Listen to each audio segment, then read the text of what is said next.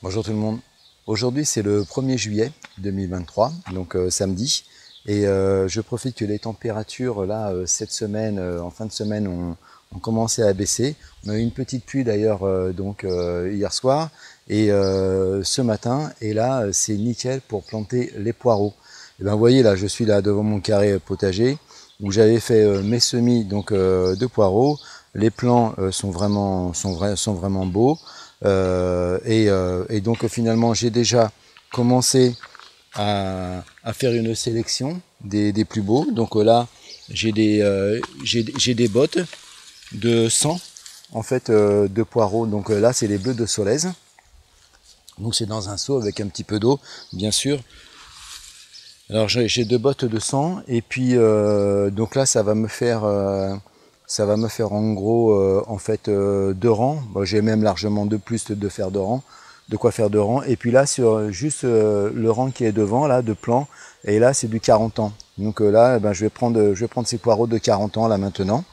Et puis ben ça c'est durable. Je vais filer ça, je vais en proposer à mes voisins. Voilà, on peut aussi les faire. Je vais essayer d'en récupérer pour me faire une petite salade de poireaux. Hein. C'est super bon. Bon bah je vais vous montrer tout ça. Je lance le générique et on se retrouve juste après.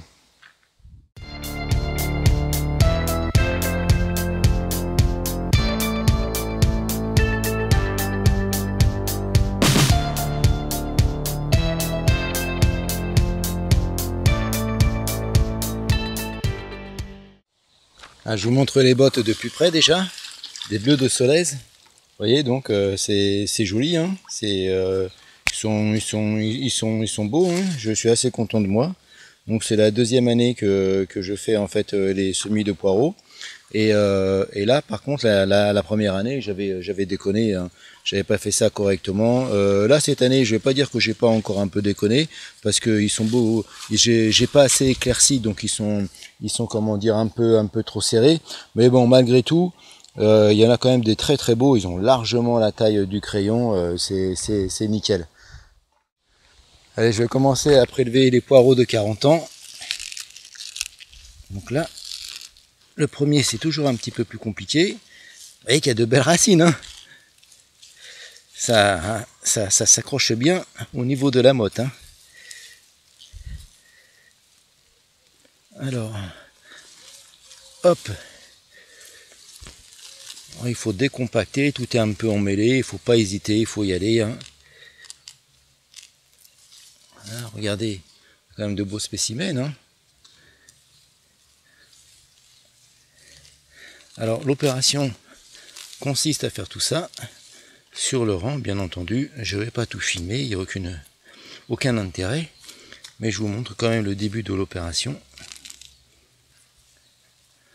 J'essaye de me mettre de côté les plus beaux, comme j'ai carrément de quoi faire. Je ne vais pas m'en priver. Ah, les racines elles sont vraiment entremêlées les unes aux autres. Hein. Vous voyez, il y a des différences de taille. Hein. Donc là, ben voilà, je sélectionne ce qui est plus joli.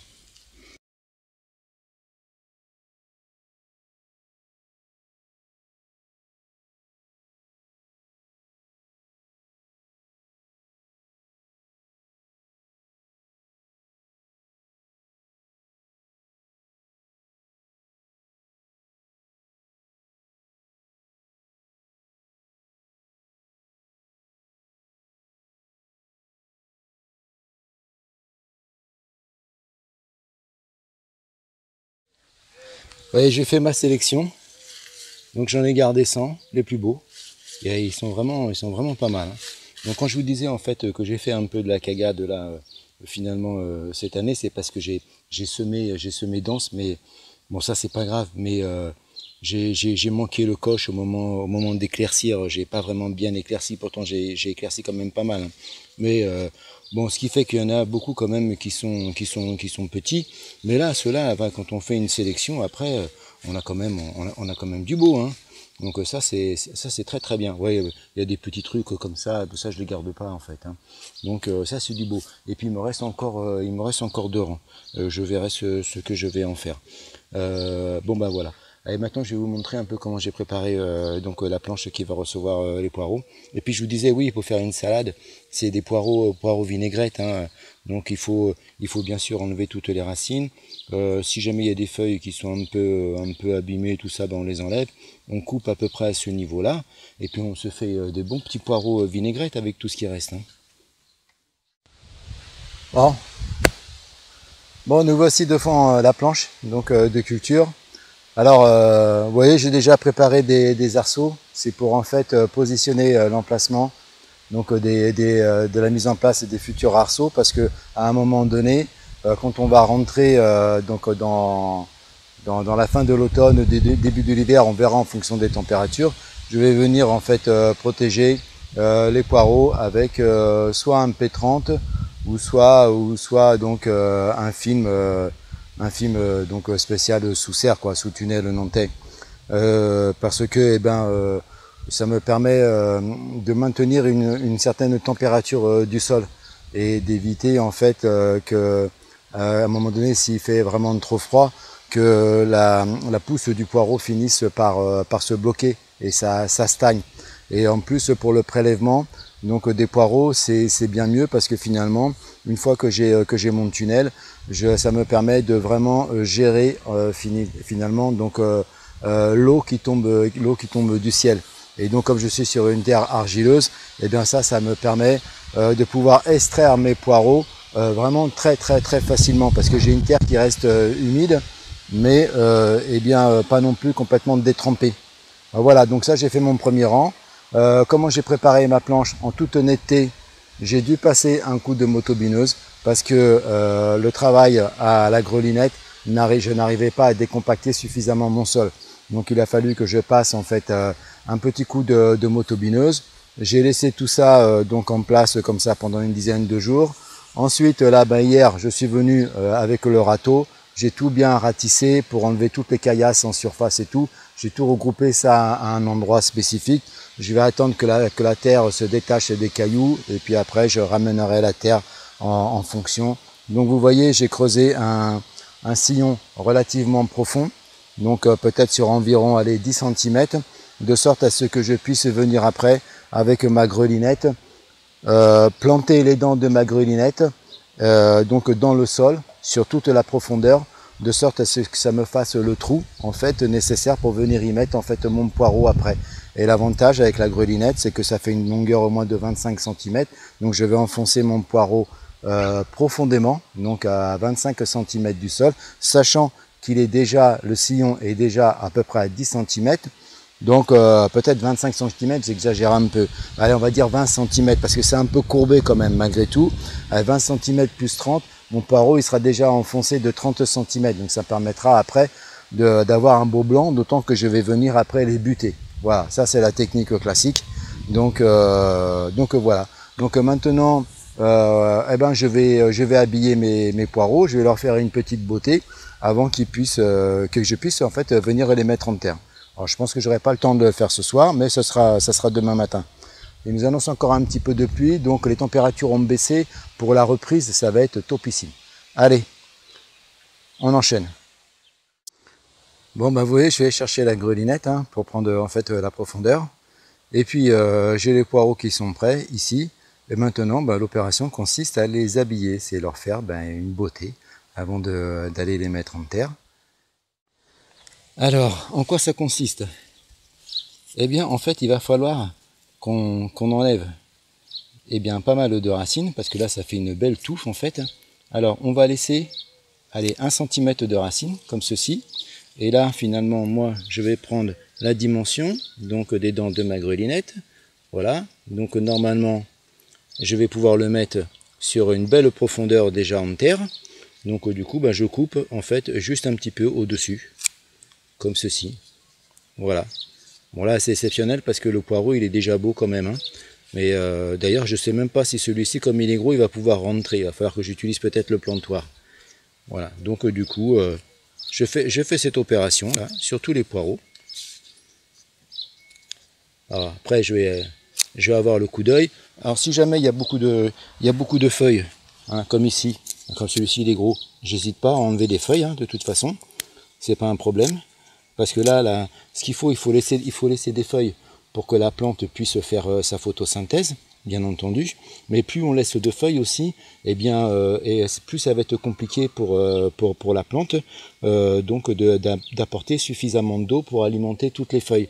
Donc voilà, on n'est pas obligé de mettre vraiment beaucoup de feuilles, hein. On peut faire une petite beauté comme ça, voilà. Et on enlève un petit peu. D'autant que moi, là, il commence à faire comme une sorte de petit bulbe, là. Donc du coup, ça risque d'être un petit peu plus compliqué pour rentrer dans la terre. Voilà, donc il faut que je prenne le gabarit. Voilà. Et on va faire cette opération, surtout les poireaux, un bel habillage. Une fois que ça va être fait, donc on a la possibilité aussi de faire une sorte de bouillie avec sa terre. Donc on va mettre de la terre du jardin, on va venir y mettre un peu d'eau et on va faire une pâte en fait. Et alors ça c'est pas une obligation, c'est une optimisation de sorte à ce que en fait on va venir badigeonner en fait les racines de nos poireaux en fait dans cette pâte, de sorte à ce que toutes les racines soient bien enveloppées de terre. Là, ça aide au niveau aussi de la reprise. Moi, franchement, je le fais pas. Pourquoi je le fais pas? Parce que je vais donc les planter telles quelles. Il y a encore pas mal de terre déjà autour. Je fais un trou qui va bien. Et après, ce que je fais, c'est que j'arrose énormément. On appelle ça plomber, en fait, plomber le sol, de sorte à ce que le sol il soit vraiment gorgé de flotte et qu'il n'y ait plus de bulles en fait d'air. Et que finalement toutes les racines soient bien au contact avec la terre. Voilà, donc du coup je m'embête pas à faire une sorte de pralin comme ça à ce niveau. Voilà. Bon, allez, on continue. Ah, c'est quand même assez long à faire, hein. Il y en a 300 à faire comme ça, hein. Donc là, ça va prendre un petit peu de temps.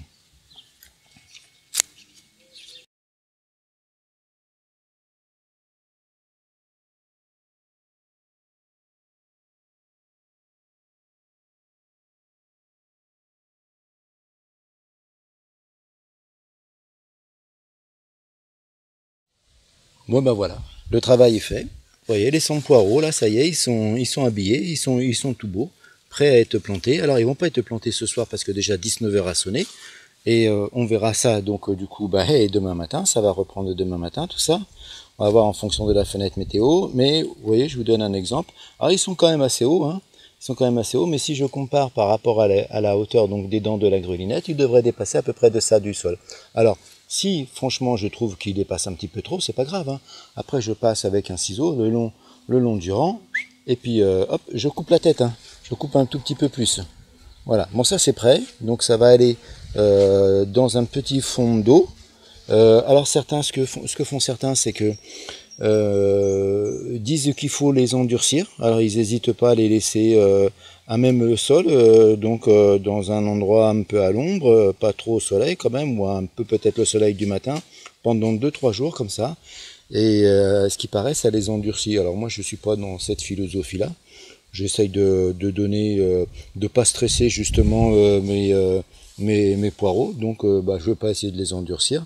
Moi, si on me fout 3 jours sans flotte, à moitié en pleine cagna ou quoi que ce soit, c'est pas ça qui va m'endurcir, je pense.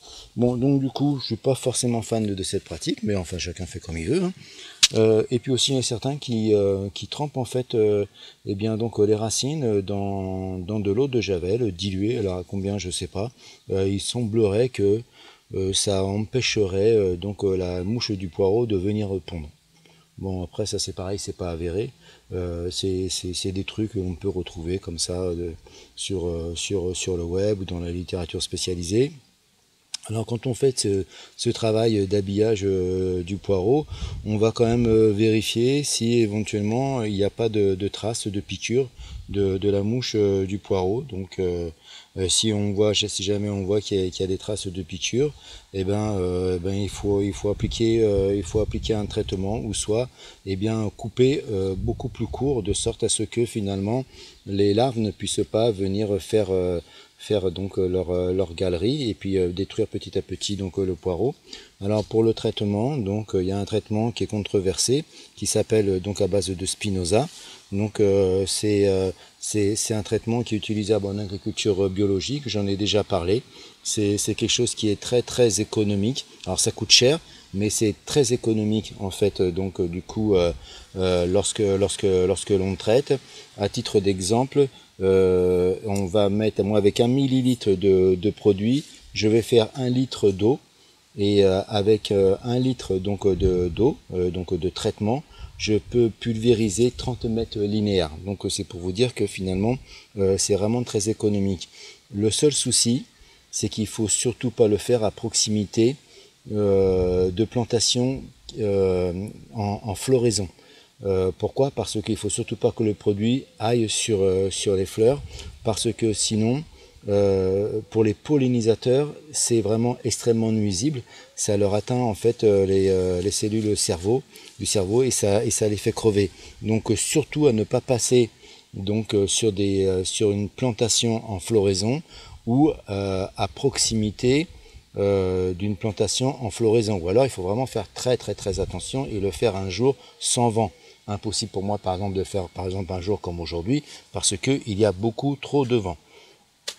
Alors maintenant, ce que je vais faire, vous voyez toutes ces fanes là, toutes ces fanes ça va pas être perdu, et je vais mettre ça finalement dans le carré potager, et ça va me faire un compost de surface, et ça va venir en fait enrichir mon milieu avec de l'azote, et ça va venir nourrir en fait le sol. Et quand on dit nourrir le sol, ça va venir nourrir toutes les bestioles, les champignons qui colonisent en fait le milieu.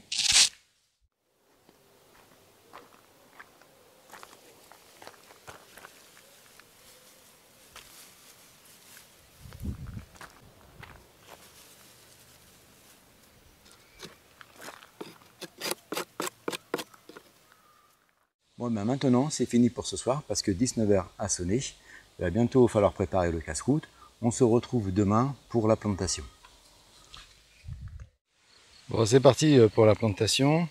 Finalement, j'ai pas pu faire comme je voulais, parce que il avait trop plu.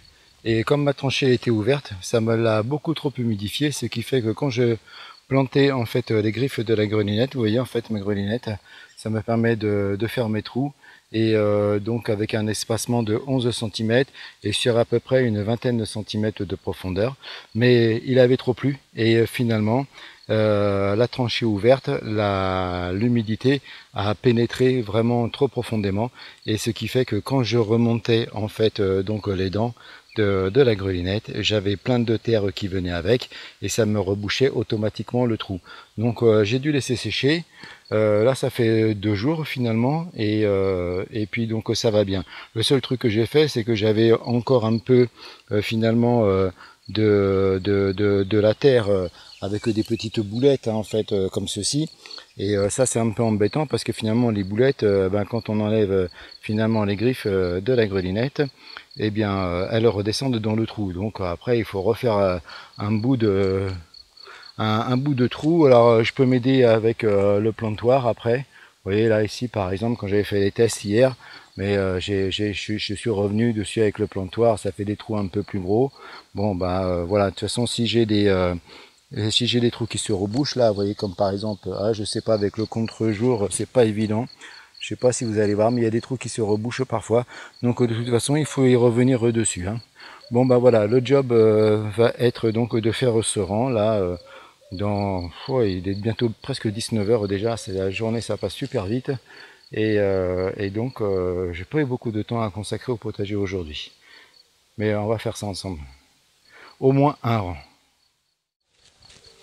que je vous montre quand même comment ça se passe avec la grelinette, pour ceux qui connaissent pas en fait. Donc la planche là, ça évite de marcher sur le sol et de venir le compacter. Alors voilà, j'enfonce bien les griffes de la grelinette. J'essaye de remonter ça sans que ça me fasse trop de cagades. Ouais, j'en ai un qui est en train de m'agacer, mais c'est pas grave, ça va bien. Donc les dents bien droites, parce que moi vous avez vu, j'ai une grelinette avec les dents, c'est la véritable, avec les dents courbées. Parfois il y a des grelinettes imitation avec les dents qui sont déjà droites. Donc bah là pour faire les trous pour les poireaux, quand les dents sont droites, c'est plus simple. Donc ce qui veut dire que moi je suis bien obligé de l'incliner un peu. Vous voyez l'inclinaison, de sorte à ce que les dents soient bien droite, et après il me reste plus qu'à enfoncer en faisant attention de ne pas faire descendre la terre qui est dans le sillon, et il faut remonter délicatement en espérant qu'il n'y ait pas trop de terre qui retombe. Voilà, on avance comme ça en fait, petit à petit.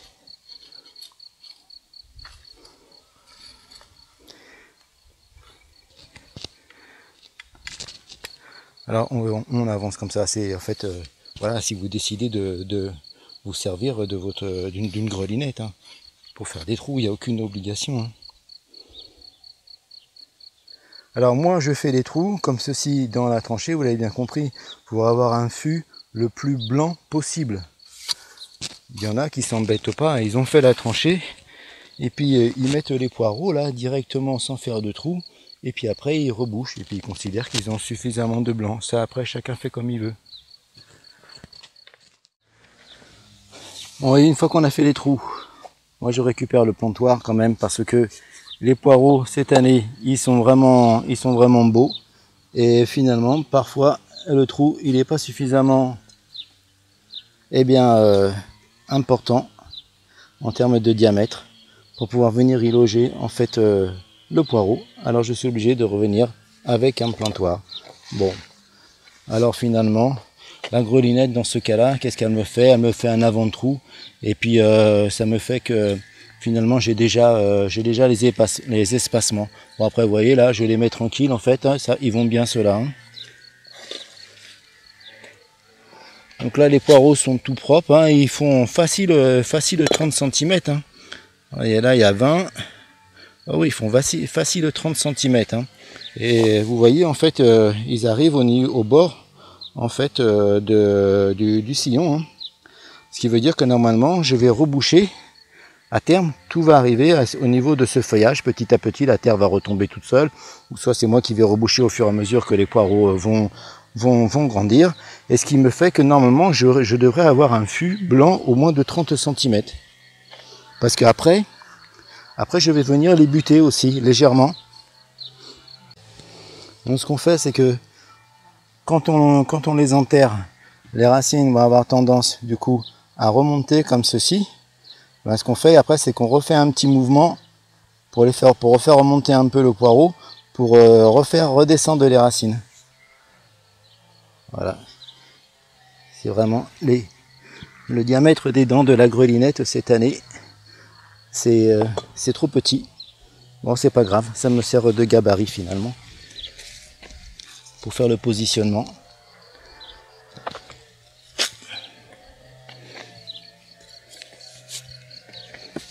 Celui-ci il est petit, mais quand même.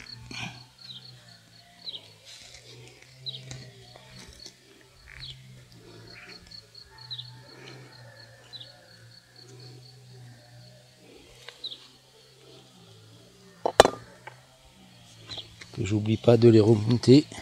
Bon après quand le trou il est bien large, hein, finalement, et que le poireau est fin, il n'y a pas besoin de faire cette manipulation, parce que les racines du coup, elles descendent bien droites. Hein.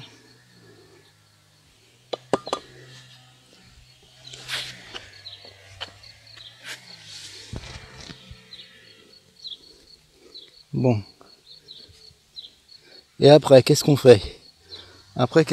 Eh bien après, on va chercher un arrosoir. Et je vais vous montrer ça.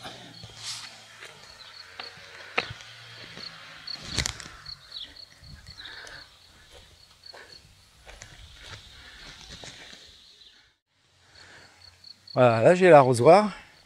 Et après, avec l'arrosoir, je viens arroser en levant bien l'arrosoir de sorte à faire tomber beaucoup d'eau et en même temps de la terre. Et la terre, elle va descendre dans le trou et va me le reboucher en fait. Ça, c'est une action qu'on appelle plomber.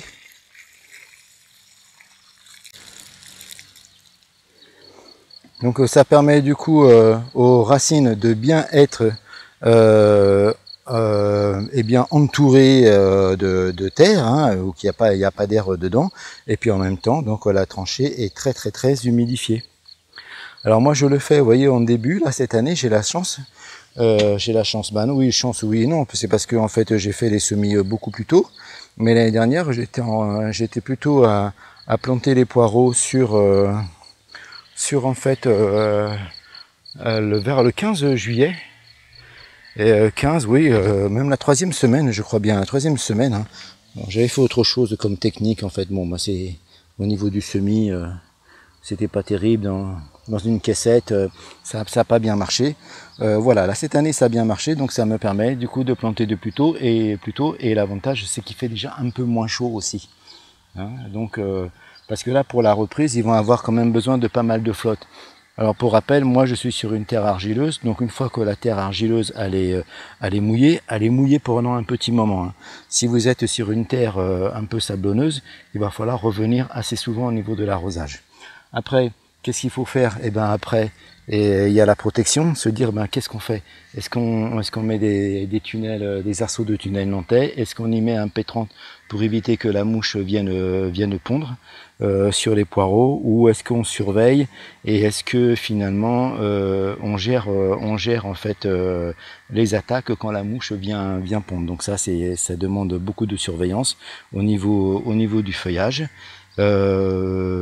Qu'est-ce que je pourrais vous dire aussi? Après, le long de la culture, eh bien, il y a ceux qui vont aussi pratiquer en fait une taille, donc du poireau, peut-être 2 fois. On dit 3 fois maximum. Donc une fois, eh bien, quand on les habille, et puis après, donc, enfin maximum. Oui et non. C'est enfin dans la pratique, on dit 2 fois. Alors certains disent que on peut couper le feuillage. Ça va permettre au poireau de renforcer son fût, avoir un fût qui va grossir. Moi, je l'ai fait l'année dernière. J'ai pas trouvé, franchement, j'ai pas trouvé de différence. J'ai pas eu le sentiment que ça m'avait apporté quelque chose. J'ai même eu le sentiment que ça me les avait plutôt retardés un petit peu. On peut penser aussi que le poireau a besoin de photosynthèse, comme toutes les plantes. Donc plus on coupe de feuilles, ben moins il y a de photosynthèse. Mais je crois que ça vient plutôt d'un truc des anciens qui en fait eh bien n'hésitaient pas à couper eh bien le poireau quand ils voyaient qu'il y avait des attaques de mouches, et puis comme ça au moins après ils mettaient tout ça au feu ou dans un endroit, je sais pas, et puis ça limitait en fait que la mouche, les larves descendent en fait descendent dans le fût. Donc voilà, le poireau c'est très résistant. On peut faire ce genre d'opération aussi si jamais on a une attaque de mouche, si on souhaite pas traiter. Moi je vous l'ai dit donc au début, c'est que je vais faire un petit traitement.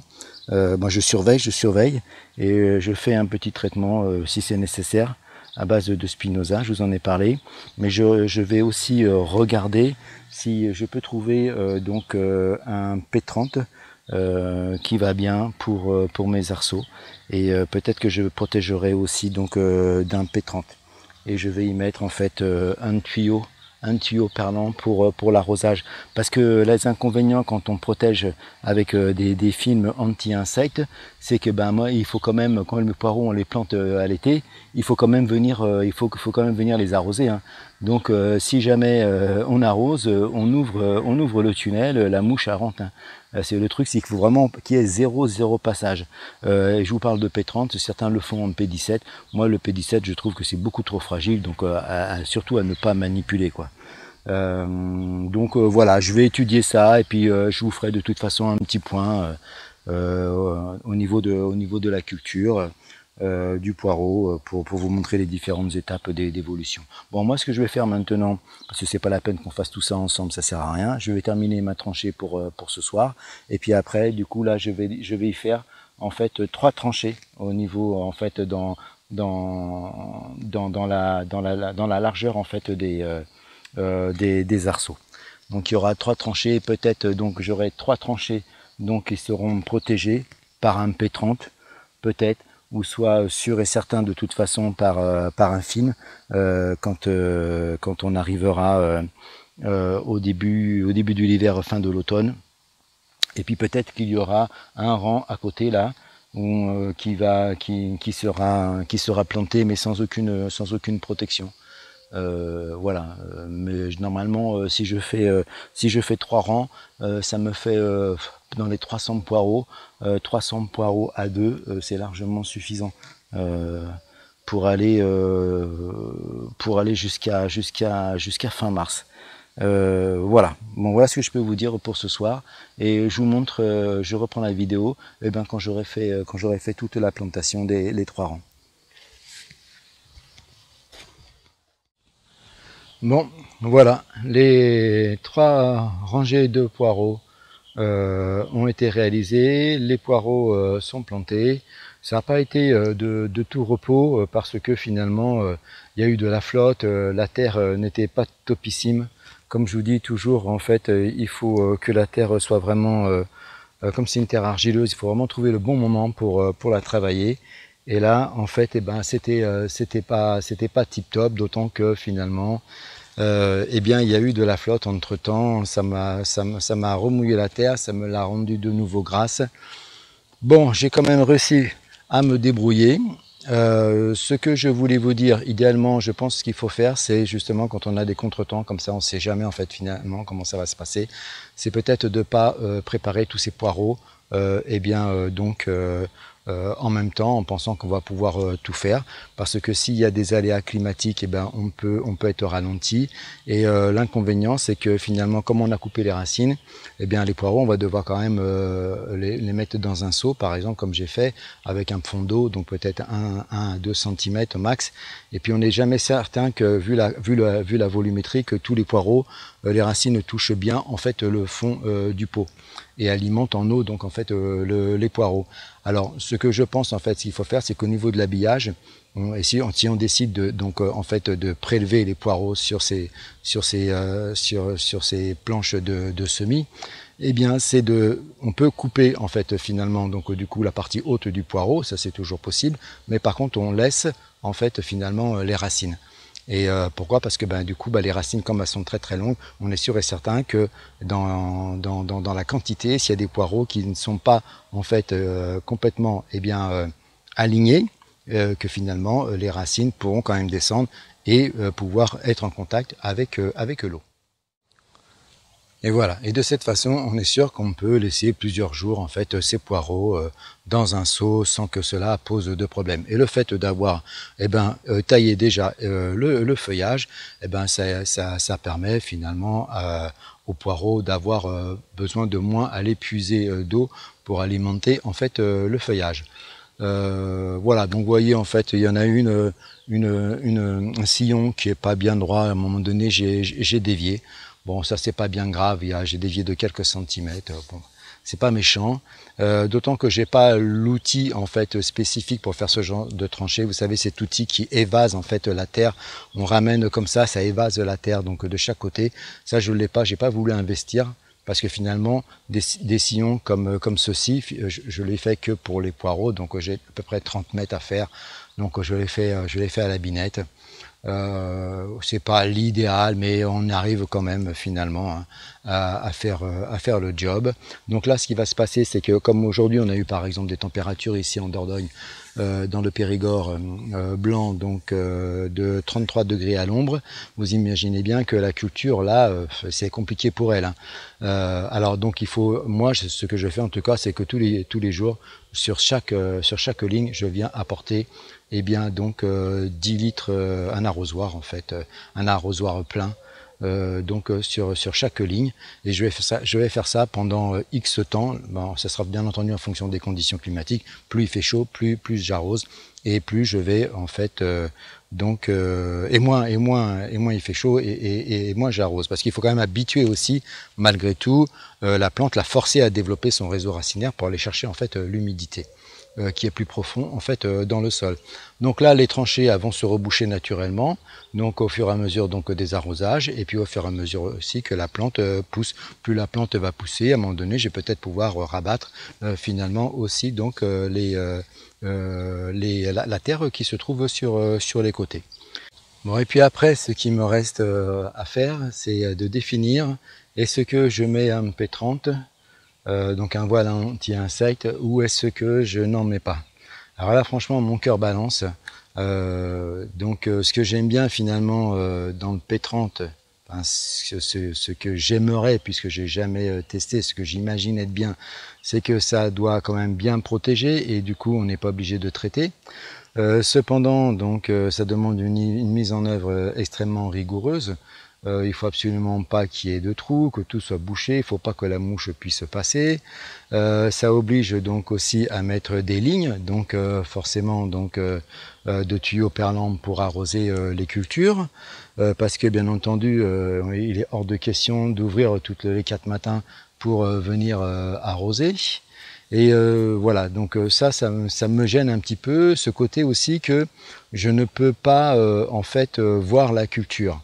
Donc il y a la mise en œuvre qui doit être très rigoureuse, le fait qu'on ne puisse pas soulever pour voir un peu comment ça se passe, on ne voit pas la culture.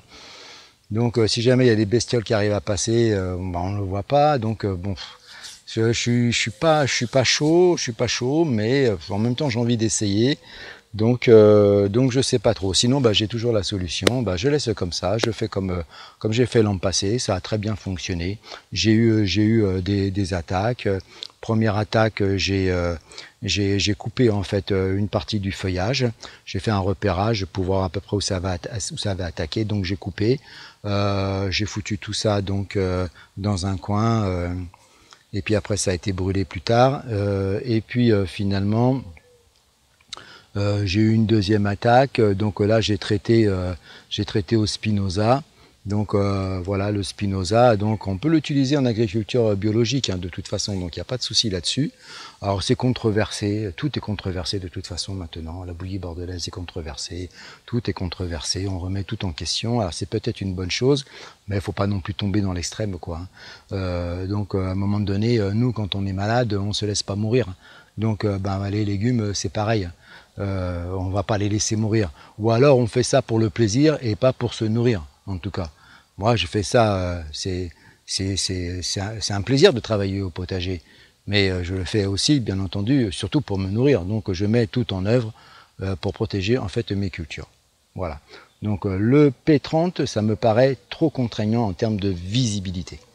Le P17, c'est vraiment trop fragile. Et puis bon voilà, si je dois traiter au Spinoza comme j'ai fait l'an passé, je le fais comme une journée comme aujourd'hui. Là j'ai des tomates en floraison, j'ai des aubergines en floraison, j'ai des poivrons en floraison, j'ai du melon en floraison, de la courgette aussi à proximité. Voilà, il faut le faire en fait quand il n'y a pas de vent. Comme ça, on est sûr et certain que le produit ne peut pas aller se retrouver sur des fleurs et après venir contaminer des pollinisateurs. Voilà, donc il faut être conscient de ça. Si on le fait sciemment, il y a vraiment zéro problème. Donc le Spinoza, on peut l'utiliser surtout, mais surtout en fait quand les cultures sont en floraison. Voilà, sinon ça marche très bien, il n'y a aucun problème. Ça marche très bien de toute façon, mais c'est pas nuisible en fait pour les pollinisateurs. Voilà, donc mon cœur balance. Écoutez, je vais encore prendre le temps de la réflexion. Déjà, il faut que je trouve un P30 qui aille bien au niveau de la largeur donc, de mes arceaux. Je vais me laisser le temps de la réflexion et puis abonnez-vous à la chaîne. Et comme ça, vous verrez en fait la continuité de cette culture. Et puis, il y a une playlist spéciale, donc culture du poireau. Vous pouvez donc la consulter pour voir la première vidéo donc, du semis dans le carré potager sous tunnel nantais. Les amis, je vous dis ciao, à la prochaine.